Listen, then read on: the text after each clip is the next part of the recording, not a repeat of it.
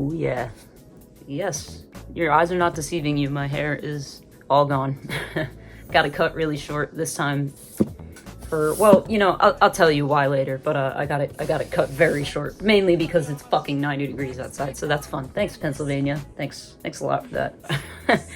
No, I'm assuming that you can read, and you read the title of this video, and I never really write out a script for my videos. I just I write out different points that I want to speak about, and then I speak on them. So this is all unscripted, and I wanna hate to do this to y'all, but I would prefer that we discuss why June ended so badly before we discuss why June was, the month itself was okay. So June is a month smack dab in the middle of the year, and I think it's specifically designed to make you realize just how much those previous months of the year that you have wasted. I am trying so hard not to be negative today.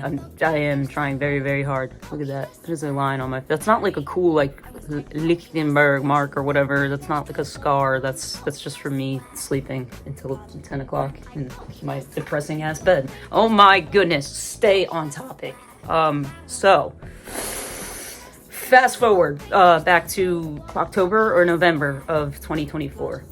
My little boy Chungus, we found out that he had lymphoma of his kidneys, and so we, mainly my parents decided to put him through chemotherapy, and it worked. I was taking him to this place like 40 minutes away, like once a week for a few months, and then it became less frequent, and he beat it by the end of March, I would say, and he was doing rather well. We knew that he still had kidney issues, but he was doing good. He was here, he was home, he was eating all that good stuff, taking his medicine, being a good boy. Come late May, my parents were, they just so happened to go on a trip to Italy. Here they are on the Positano coast. But Chungus did not eat. Like, he just kind of stopped eating. He stopped taking his medicine because he also stopped eating, which is, for us and for him, a large red flag, because, I mean, just look at him. You can tell this boy loves food. I think he literally had, like, his cheeks full of food when I took that picture. But no, so, that's, I knew something was wrong. So I took him to his vet, and they told us basically that his kidney values were in the toilet. Well, not in the toilet, actually, they were way too fucking high. His one kidney value was way too high to the point where they were like, yeah, he might not survive this. And so I called my parents. We decided to keep him in the hospital, in that veterinarian hospital for a few days. They called me on like a Thursday, and they were saying, he's really not doing well. We would like you to come see him and maybe make a decision. I was just like, okay, what the fuck? So I called up my buddy Lam, and I said, hey man, I really need some support today. So shout out to Lam. He came with me to go visit him, and he wasn't himself for sure. And they said he wasn't eating as well, but his kidney values were going down, which was good. And Billy, met me out at the vet as well, and we wanted to see him and really make a decision. And I mean, when we saw him, he perked up. He was like, "Brr," and he was bright-eyed. He wasn't moving around as well, but he was happy to see us, and I think it gave him a second wind, and he ended up eating that night. So that was good. Then the next day, Friday, Lexi came into town. I was hanging out with her during that day, and she came with me. I went back to visit him, and he was doing even better this day.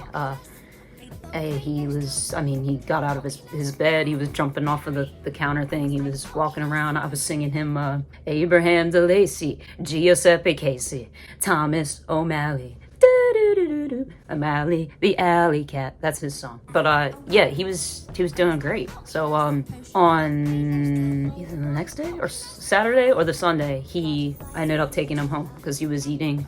They gave him enough fluids. His liver and kidney values were down, which was good. And we were giving him medicine. My parents came home. He was chilling.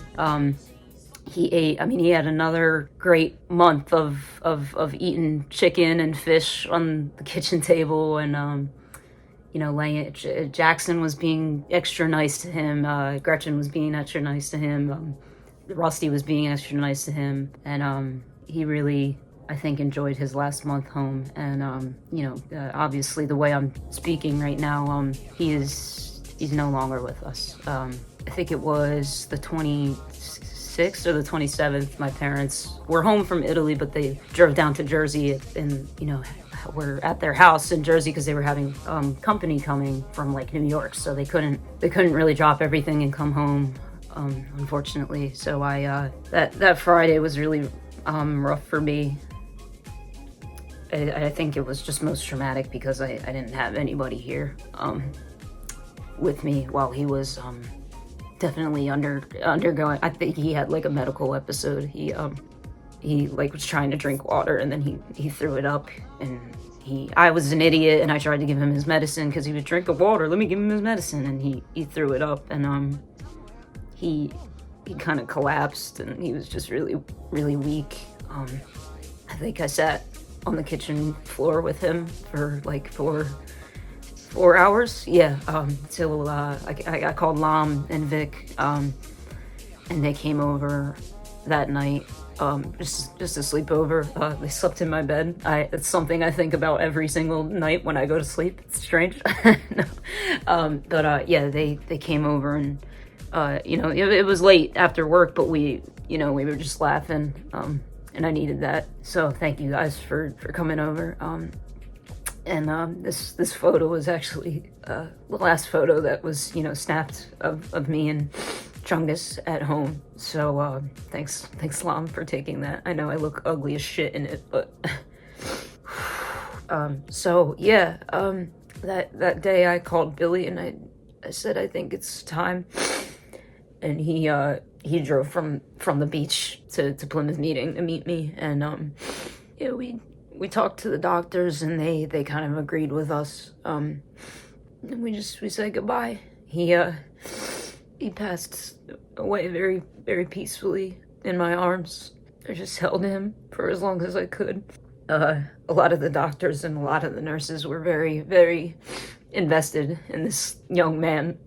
So, I mean, there were like 7 people in the room when we said goodbye to him. That's how loved he was.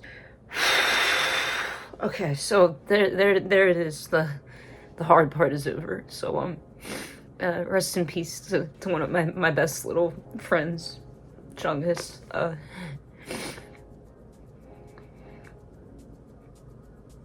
I said this in the last vlog. February is my birth month. Excuse me. Let me blow my nose so I don't look like this anymore. So February is when my birthday is, February 21st, and this winter was very bad for me. I don't think that if I had to take care of Chungus that I would be here right now. I'm only saying it because I'm serious. Waking up and feeding him and taking care of him, making sure he got his medicine, it put something in my brain where it's like, come on, you need to take care of yourself too. You need to eat. You need to take your medicine. So it was pushing me to keep going for the longest time. And now I feel like there's just a whole piece of my heart missing. Okay, so this is gonna be a long video, and I thoroughly apologize for beginning it with the part where June ended badly, but I think that it was necessary to get this part out of the way, and also for me to honor my little buddy. First things first, because he's still in my heart. He will forever be in my heart. So I miss you, man, my little bubby. Okay, yeah, we did it. Wow, ooh-wee. Okay, but no, just one last thank you to Lam and Victoria, to Sophie and Kyle, to Jared, to Lexi, to my parents, to Billy, even to Brian. You all helped me through this really difficult situation, and even though I had to go through some of those points alone, I know that I'm not alone, and this is like problem number 2 with this whole thing of him dying was that it you know, obviously I have PTSD, so it new trauma tends to kick up old trauma that doesn't even have anything to do with it. So yeah, I had a couple of bad weeks. I mean, like the day that I put him down, Soph had like a little get together with some of our friends from walking club, and she you know, she encouraged me to come. She was like, you know, don't be alone tonight. So I went, you know, and I swam with all my friends, and it was good. And yeah, so I love you guys. Thank you everybody for everyone who replied to any stories that I put up of him or about him. The people who reached out to me just because they know who I am and what happened. Thank you very much. It's always appreciated. Any little sliver of support I can get is always appreciated. So fucking appreciated. So thank you guys. And thank you for hearing the depressing part of this video. I think it was important that we got it out of the way first. So we did it. And I'm really ugly now. Even uglier than I was before. So let's get into why, like, the whole rest of June was actually a pretty good month. Let's talk about that. Bloody hell, mate. Well, my computer almost took a shit all over itself trying to turn this into one long video. So what I'm gonna do, don't worry, I'm gonna upload this video, and then I'm gonna upload the video with all the happy stuff that I've done in June and July, and I'm gonna link it wherever at the end of the video, right here. Does it go here? I don't know. It's either here or here. It's somewhere. But yeah, go watch that video so you don't have to just watch this sad one. Yeah, so with that, I want to let you know a little Easter egg. Guess what, YouTube? I'm wearing my boxers. Yeah, so sit with that. All right, go watch the other video. Bye.